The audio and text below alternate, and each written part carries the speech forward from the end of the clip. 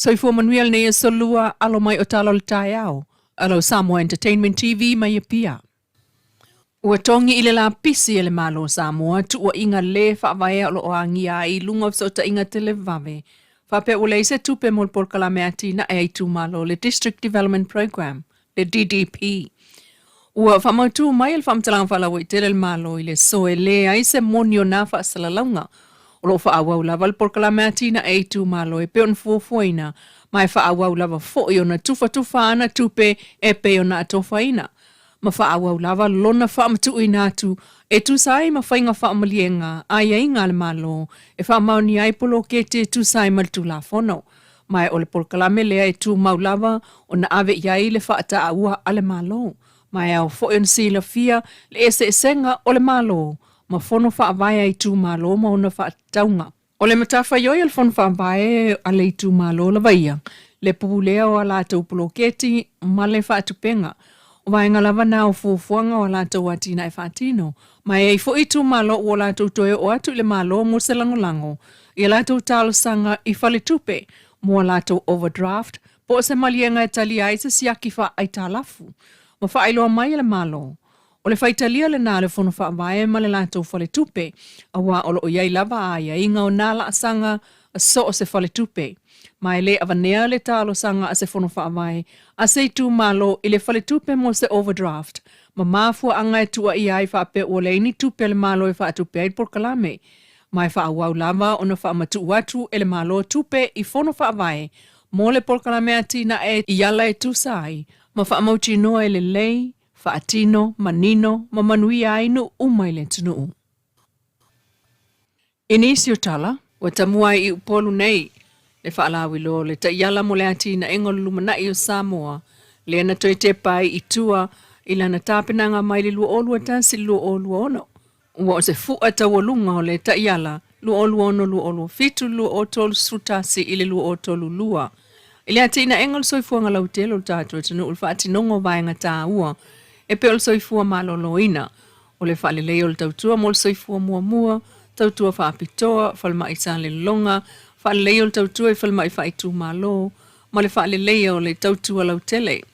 I le puipuinga mo le soifua lautele, whaia porkalame fsosoani mai le to ala whanau I le tuunga mau.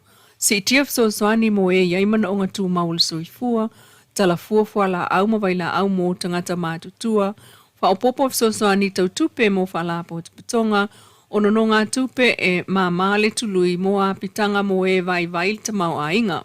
Ai ile tūlanga le whaatinonga, o le atina enga o le soifuanga lautele o le tunuu. Wa tu maule mawalunga o ngā se mafua I soifuanga o yei nei, non-communicable diseases pa ma I le pipisi. Si tia se tupe whaanganga, mo tonga fitinga I fafo, o whamautu malienga mo tonga fitinga mo ngā se Samoa, I whale mai New Zealand fiti mai ni tia.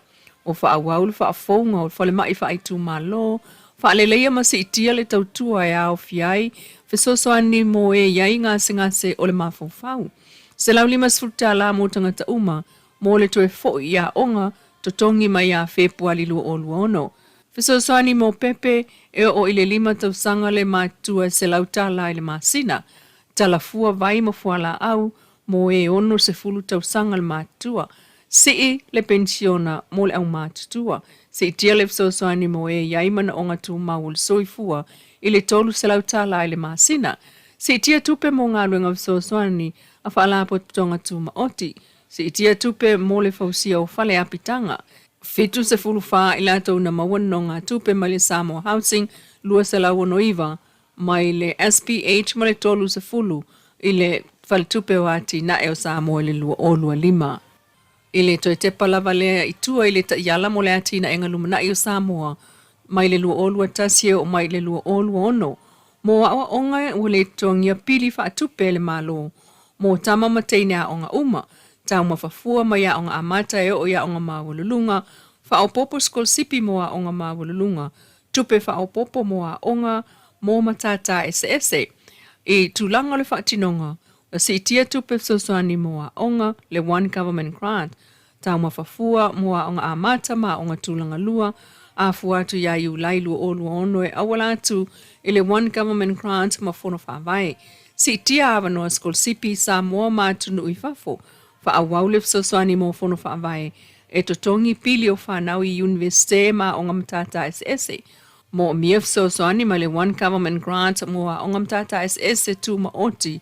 Mo masini ma isi a seta mo mia. Wen fofuanga fa ala wilo ai I el ta yala mo le atina enga lumna I o Samoa. Ile so, ile fi ongo fasi to o ile whakasa hol, ile taul se fulu ile tai au.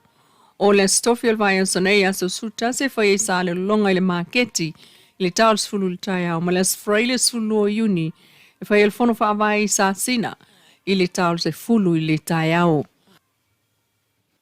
I tala tuli lo le aso taula se Samoa.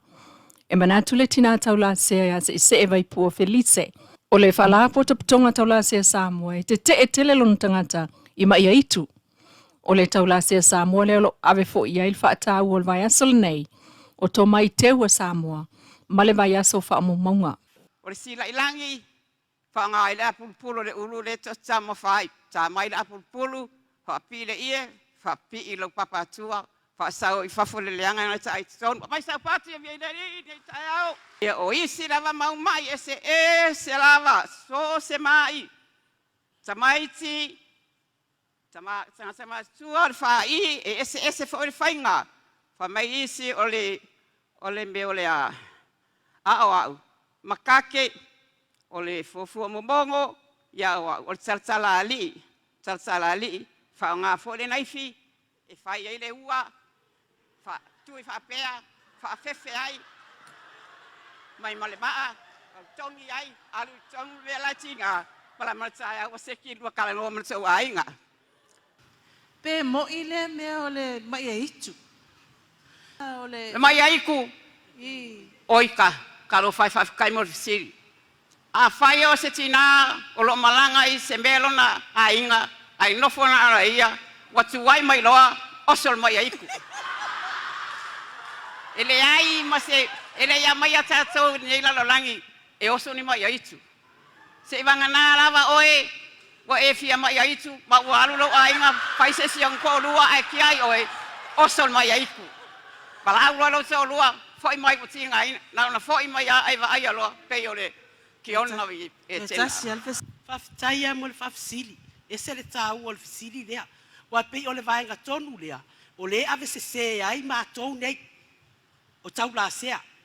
O le tūlanga le pea no e fisili mai, pe moni le meo le mai aitu. Leo o fai atu, o le mafau la vol tangata. E su e ai lana tupe, su e ai ana mea. A le fofo aia, o le fofo mai le atu, o whamanianga o e le whaangangan se mai aitu. Pe o tūlanga leo o whamanino atu, e le moni na fo, e le moni e le se fofo mea o se aitu. Io tato ai o tangata ola o mo fa pa ia ina le toto le li a o mai ai tu te e ai tele mato ia malo fa la lava fa ftai e aso fina ngalo ile ngaluenga fai fatasi o toma matanga luenga so fu malolo ina ia li matama itai fo mai awa o le situlanga ama mai ia o matawol fal mai ama mai fo isi to inga mai ia o atu I tawa fionga e sa ili fo ai o le so fo tuanga I le natulanga Ya. le so fo kuanga mele ko ngal due pa ba don le ofiso pa pa ama mai o tan mai ia ko o le so fo ko ai vai I fa maria kon mele wa kupu se longa kamu musu mai le fa longo. Ia fa sai mo fisili. Sa o lele lava fisili. Wa le o tu fa tas fo sa ula se sa mo mo so fo maloloina. Ia o tsape nanga ma sa uninga fo tsanga sa ia. Ia e whapena o na whaasoa a whai fo wa ave a wai mo mua e whesiri mai. Sa e alu le whare mai. A whamai re ai e whai ai. Mua whare mai. O a fo ni ngai ngo inga mani tanga whiti e fo mai. A wa e tu fo whare tonu.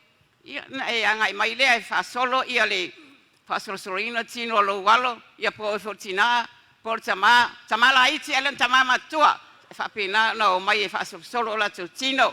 I le porkalame a mātou ai māsarin whai whaatasi matau sunga le soifua malolo inga. I e whapena na whaari ali mana tiro tangata ia.